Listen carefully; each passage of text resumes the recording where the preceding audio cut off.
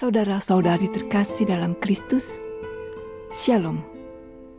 Kita akan mendengarkan bacaan harian dan renungan singkat edisi Rabu 2 November 2022. Mari kita siapkan hati dan pikiran kita untuk mendengarkan sabda Tuhan.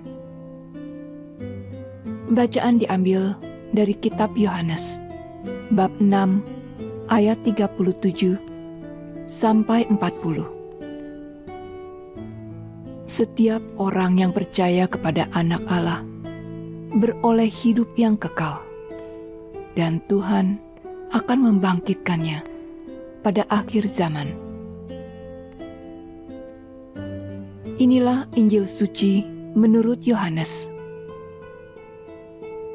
Di dalam rumah ibadat di Kapernaum, Yesus berkata kepada orang banyak, "Semua yang diberikan Bapa kepadaku akan datang kepadaku, dan barang siapa datang kepadaku, ia tidak akan kubuang. Sebab aku telah turun dari surga, bukan untuk melakukan kehendakku, tetapi untuk melakukan kehendak Dia yang telah mengutus aku. Dan inilah kehendak Dia yang telah mengutus aku, yaitu supaya dari semua yang telah diberikannya kepadaku, jangan ada yang hilang, tetapi supaya kubangkitkan pada akhir zaman.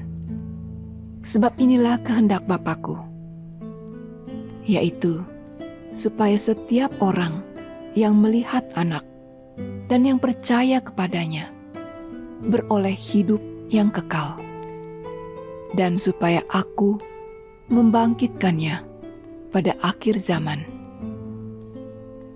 Demikianlah sabda Tuhan.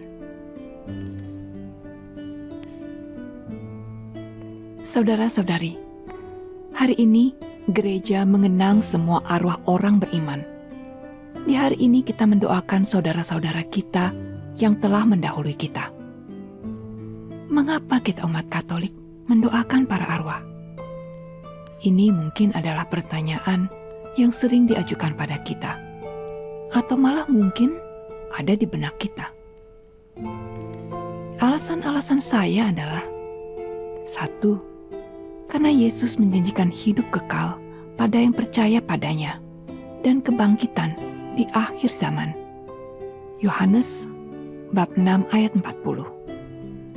Orang-orang yang sudah dibaptis percaya akan Kristus, karenanya memiliki hidup yang kekal. Mereka itulah yang disebut orang beriman. Kedua, siapa yang mati dalam rahmat dan dalam persahabatan dengan Allah, namun belum disucikan sepenuhnya, memang sudah pasti akan keselamatan abadinya. Tetapi ia masih harus menjalankan satu penyucian untuk memperoleh kekudusan yang perlu, supaya dapat masuk ke dalam kegembiraan surga.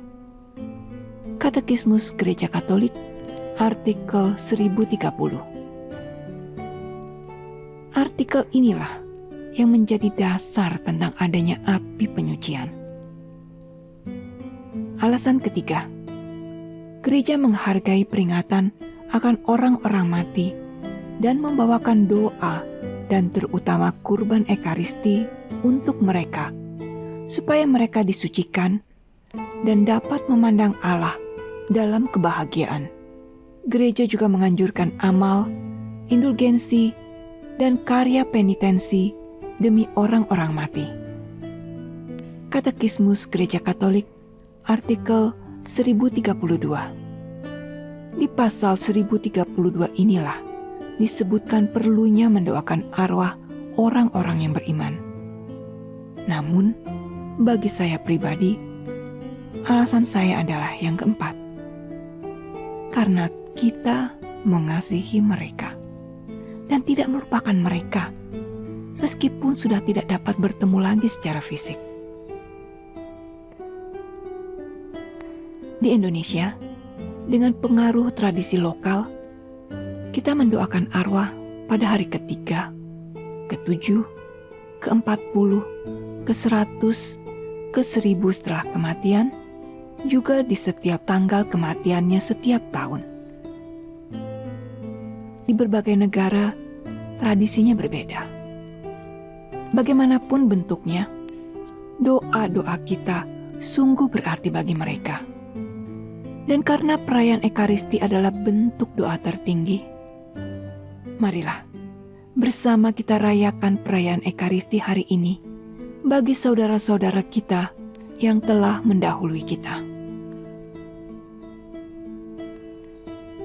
Ya Tuhan, syukur bagimu Tuhan, akan ajaranmu untuk mendoakan saudara-saudara kami yang telah Kau panggil.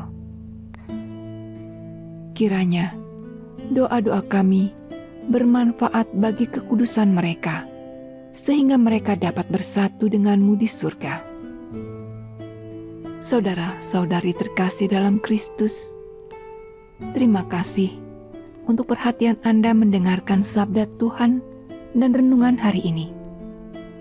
Sampai bertemu di kesempatan yang lain.